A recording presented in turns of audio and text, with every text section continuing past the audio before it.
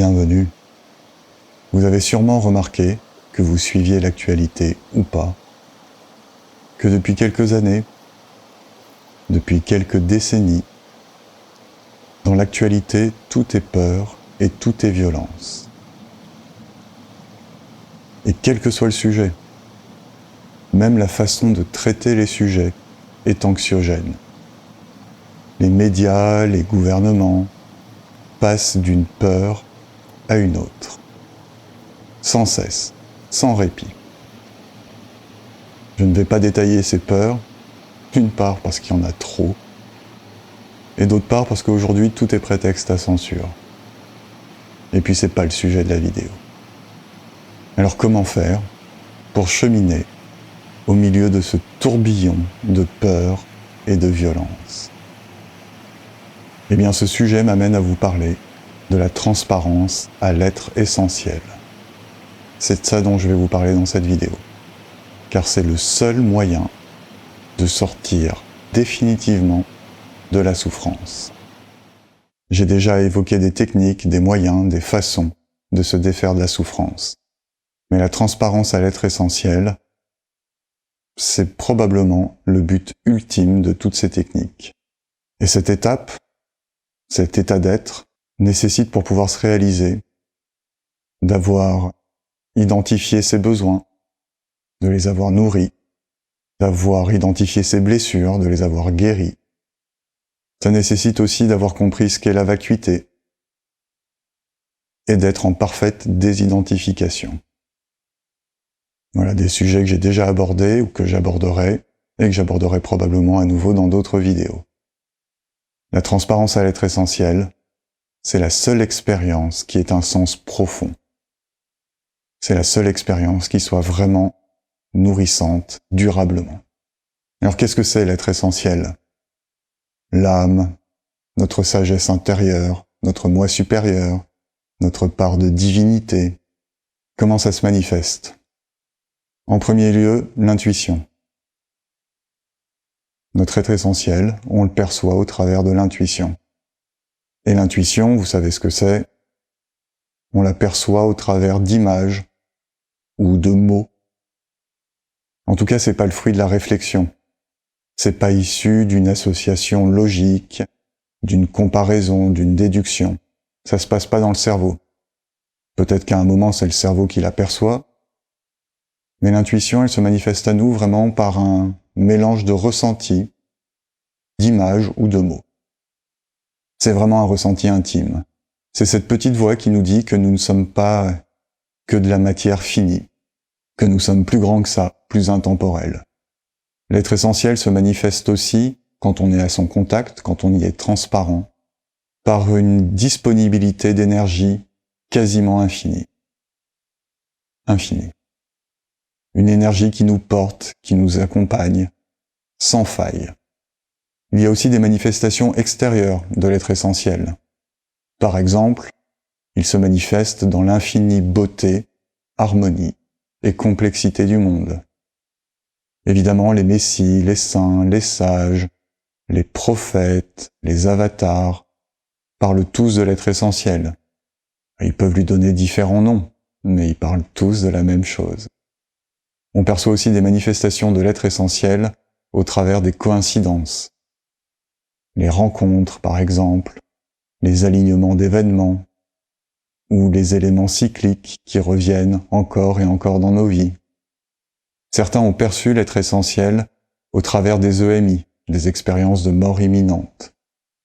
Et quand je dis perçoivent l'être essentiel, c'est pas tout à fait juste. Ça serait dire qu'il y a deux choses, nous et l'être essentiel. Alors c'est pas le cas, nous sommes l'être essentiel. Nous sommes à la fois la créature, la manifestation existentielle, et le créateur, l'être essentiel. Essentiel au sens qui existe par essence, qui est l'essence des choses. Voilà, mais notre vocabulaire est limité pour décrire l'indescriptible. Donc quand je dis qu'on perçoit l'être essentiel ou qu'il se manifeste, n'allez pas croire qu'il s'agit d'une chose séparée de nous. Nous sommes cet être essentiel. En revanche, nous n'en avons pas toujours conscience, et nous ne sommes pas toujours transparents à son existence, à sa manifestation. Une dernière manifestation à laquelle je pense sont les expériences extrasensorielles. La télépathie, par exemple, qu'on a tous expérimenté d'une façon ou d'une autre. Ah tiens, j'allais justement t'appeler, par exemple. Ou la communication avec les animaux, les végétaux, ou encore avec d'autres plans pour certains. Les visualisations, ou plus accessibles à nous, les rêves. Les rêves prémonitoires, les déjà-vus, les rêves de communication, tout ça, ce sont des manifestations de l'être essentiel. Des manifestations que l'on peut percevoir. Et encore une fois, quand je dis on peut percevoir, c'est-à-dire qu'on peut les intellectualiser peut-être. Bon, si tout ça, ça vous parle pas, c'est ok. Chacun son expérience. Et je vais pas chercher à vous convaincre. Et puis, si vous avez déjà fait l'expérience de l'être essentiel, si vous avez déjà eu ces ressentis, si vous avez déjà perçu que l'intuition, elle venait d'autre chose que d'une réflexion logique, tant mieux, c'est déjà une belle expérience. Dans tous les cas, écoutez ce qui va suivre. Parce que ça peut s'appliquer qu'on ait la croyance, ou qu'on ait déjà perçu, ou pas, l'être essentiel. Être transparent à l'être essentiel, c'est d'abord quitter définitivement les repères extérieurs. Parce que les repères extérieurs, ils ne font que nous faire vivre du trouble et de la souffrance. Parce qu'on peut cheminer, on peut faire sa vie, sans se préoccuper des actualités, de la politique, de comment va le monde en général. Parce que peu importe comment va le monde, peu importe la misère, l'injustice, la violence, on n'y peut rien. Et c'est ok, on n'y peut strictement rien. Alors évidemment, on peut toujours s'engager pour lutter, combattre la violence. Mais voyez bien que dans les termes que j'ai employés, ça suggère l'idée que ce type d'engagement va rajouter de la violence à la violence. C'est pas une solution pacifiante. Contrairement à ce qu'on nous a appris, si vis pacem parabellum, c'est n'importe quoi. C'est pas la guerre qui va amener la paix. Protéger, évidemment, c'est ok. C'est souvent une goutte d'eau dans un vaste océan, mais c'est ok si on a l'élan, le ressenti intime que l'on doit protéger, alors protégeons, c'est ok.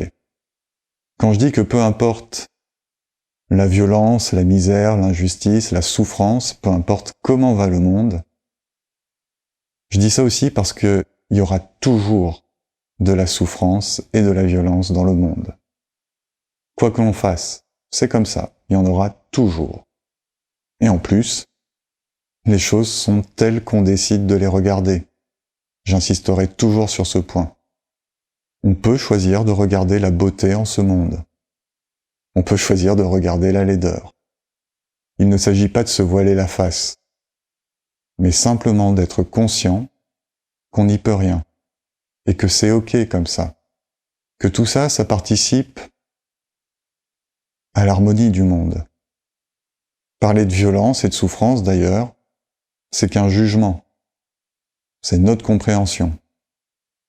Si on prend le tout tel qu'il est, eh bien c'est un équilibre avec des forces contraires qui s'opposent.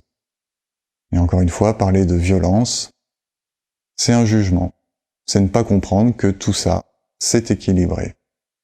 Par exemple, vous avez sûrement remarqué, à votre échelle, à échelle individuelle, que c'est quand on souffre, quand on traverse des phases difficiles, qu'on apprend le plus et qu'on grandit. Eh bien, probablement, à l'échelle globale, c'est la même chose. Souffrance, violence, participent à l'apprentissage que l'humanité doit faire pour grandir. C'est donc un équilibre, une harmonie, dans laquelle violence, souffrance sont apparemment nécessaires. Cheminer dans la tourmente, être transparent à l'être essentiel, c'est aussi avoir la conscience que quoi que l'on fasse, ça n'a aucune importance. Pour ça, je vous renvoie par exemple à la vidéo sur la vacuité. Car in fine, tout ce que l'on aura fait n'aura servi à rien. À la fin, on meurt, et tout ce qu'on aura fait n'aura servi à strictement rien. La Terre continuera de tourner, le monde continuera à évoluer, l'histoire continuera à se dérouler, la vie à s'épanouir, et tout ce que l'on aura fait n'aura servi à rien. En revanche, seul l'amour ou la violence que l'on aura incarné aura eu un impact immédiat et durable sur autrui. Et ça, c'est important. C'est important parce que c'est quelque chose qu'on ressent et que les autres ressentent, contrairement à une action qu'on fait ou à une trace qu'on laisse. C'est donc comment on fait les choses qui a de l'importance. Est-ce qu'on les fait avec amour ou est-ce qu'on les fait avec violence? Parce que je le répète, comment on fait les choses a un impact immédiat et durable sur autrui. Et sur soi-même aussi, puisqu'on est en lien tous les uns avec les autres. Et pour ça, je peux vous renvoyer par exemple au principe d'interdépendance. Donc tout ça, ça nous dit que autant faire ce que l'on souhaite faire, ce que l'on désire faire. Et c'est ça la transparence à l'être essentiel. C'est se laisser porter par son désir de vivre, son désir de contribuer. Parce que l'homme, par-dessus tout, aime contribuer, souhaite contribuer, lorsqu'il en a le choix. Alors je ne vais pas être le premier à le dire, mais pour cheminer dans la tourmente, pour sortir de la souffrance et de la violence, tout ce que l'on peut faire, c'est incarner le changement que l'on veut voir dans le monde.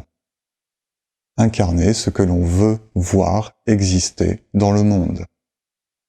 Sans compromis, c'est tout ce qu'on peut faire. À chaque instant, consciemment. C'est-à-dire s'occuper de soi, pas de ce que font les autres. Pas de l'actualité, pas de la politique, pas des médias, pas des guerres, pas des peurs. Faire son chemin avec son propre référentiel, son référentiel intérieur, en transparence à la sagesse intérieure. C'est vraiment important. Montrer l'exemple, c'est tout ce qu'on peut faire pour sortir de la souffrance et de la violence dans laquelle se complaît le monde. Montrer autre chose, vivre autre chose.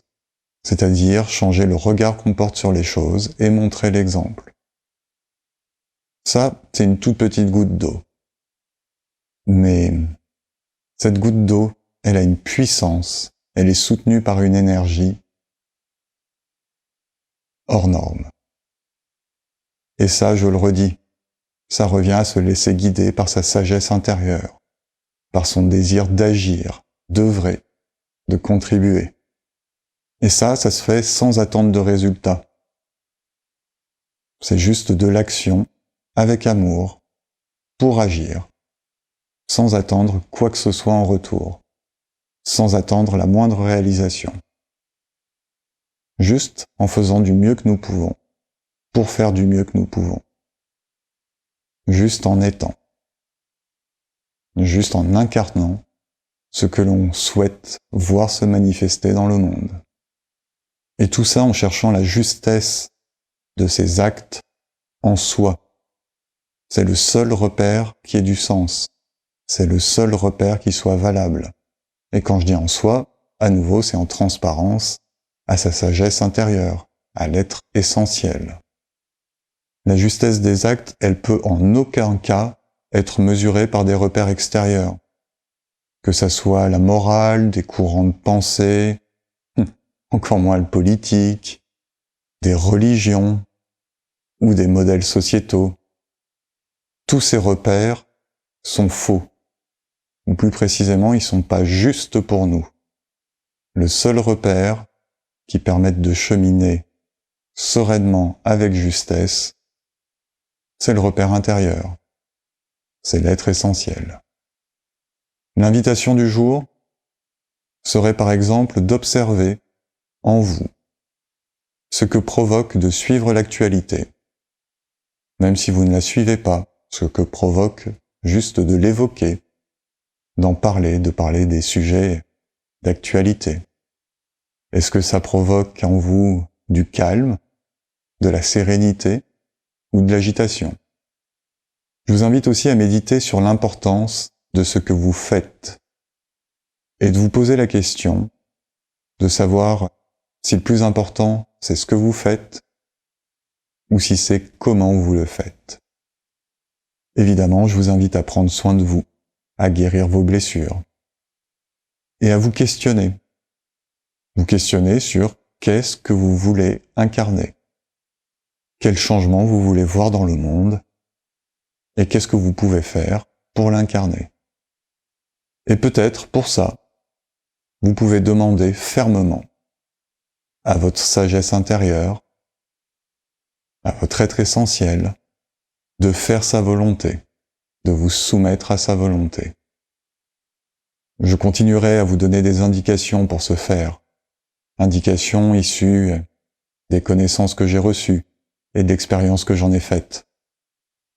Et d'ici là, je vous invite, si vous en avez l'élan, à partager cette vidéo, à la commenter, à cliquer un pouce, à vous abonner à la chaîne